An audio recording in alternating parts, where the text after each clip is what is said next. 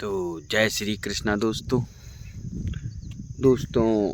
ये बारिश का मौसम और ये प्रकृति की ग्रीनरी, ये जो हरित क्रांति जैसी बारिश में छा जाती है। तो अभी हमारे यहाँ पे बारिश हुई, लगभग कुछ दिनों से हो रही है। हल्की हल्की सी होती थी, कभी तेज़ होती थी। तो फिर प्रकृति हमें सिखाने के लिए आतुर रहती है।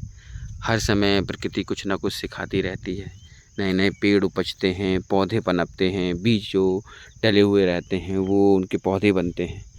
तो ये एक तरह से प्रकृति का ऑटोमेशन है जो कि हमेशा के लिए चलता रहता है और हमें सिखाता रहता है, काफ़ी कुछ सिखाता है।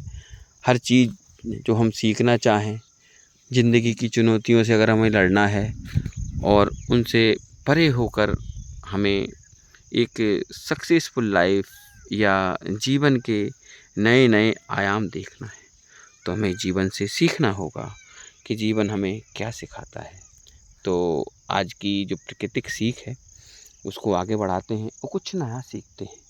तो अभी मैं गाड़ी से जब इस जंगल की तरफ आ रहा था तो मुझे एक जो चीज़ थी वो बड़ी आकस्मिक मतलब सोचने पे मजबूर कर दिया कि जिस प्रकार हम रोड पे चलते हैं और गड्ढे आते हैं, तो मान के चलिए कि ये गड्ढा है। अब अगर हमको इसमें से निकलना है और हमें नहीं पता कि कितना बड़ा गड्ढा है, तो हम अगर आराम से निकलेंगे धीरे धीरे, तो आप देखोगे कि वो गड्ढा कहीं ना कहीं हमें कोई प्रॉब्लम नहीं देता है और हम बहुत ईजिली उस गड्ढे के बाहर निकल जाते हैं। लेकिन अगर वहीं हमारी आदतन जो तेज़ चलाने की स्पीड होती है, हम बहुत तेज़ी से अगर चलाएंगे तो हमको एक बहुत ज़ोर का झटका भी लगेगा और हो सकता है हम अनबैलेंस होकर गिर भी जाएं।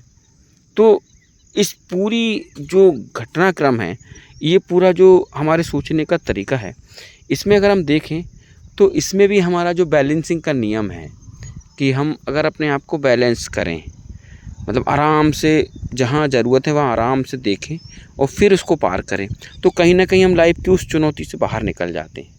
लेकिन अगर हम उसको बगैर देखें और हम हमारी स्पीड को स्लो नहीं करेंगे, उस चीज़ को ऑब्जर्व नहीं करेंगे, देखेंगे नहीं, तो यकीनन हमें कहीं ना कहीं नुकसान होने के चांसेस रहते हैं। तो अगर हम इसको भी लाइफ से रिलेट करें, इस इंसिडेंट को भी लाइफ में, कि जैसे अगर लाइफ में कोई चुनौती आती है तो अगर हम उसको बगैर देखे एकदम निगलेक्ट करके निकल जाएं, तो हमको उसी प्रकार झटका लग सकता है उस चुनौती से, उस प्रॉब्लम से, जिस प्रकार की हम गड्ढे में से निकलती हुई कार में झटका खा जाते हैं। अगर हम शांति से बैठें, शांत करें अपने मन को और फिर सोचें कि ये क्या चुनौती है और इसको हम कैसे सॉल्व कर सकते हैं, तो आप देखते हो कि हर चुनौती को बड़ी ईजी तरीके से हम पार कर जाते हैं। लाइफ के एक्सपेक्ट हैं दोस्तों, तो लाइफ से ही हमें सीखना पड़ेंगे और लाइफ काफ़ी कुछ सिखाती है। ये प्रकृति हमें हर कदम पे बताती है।